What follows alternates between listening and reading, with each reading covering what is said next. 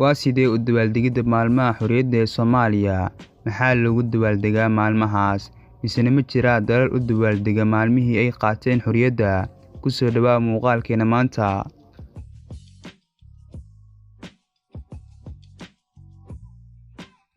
Soomaaliya waxay hadda ku jirtaa maalmihii xorriyadda ay u dabaaldegi lahayd, oo ay ku sheegtay inay dhacsatay xaqeeda, kana dhacsatay dalalka isku bahaystay ee Talyaaniga iyo Ingiriiska oo muddo badan gumeysi ku hayay dalka Soomaaliya.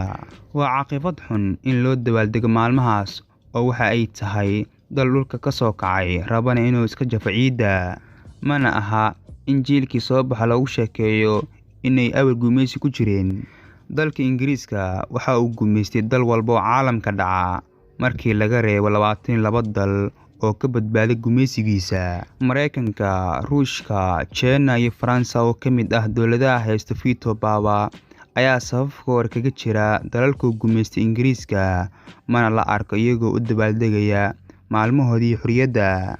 Marka maxaa dalka Soomaaliya ku qasbay inay maalmahaasi u dabaaldegaan oo waqti badan ku bixiyaan? Dal walba oo caalamka ah waxa uu leeyahay taariikh fiican iyo mid xun.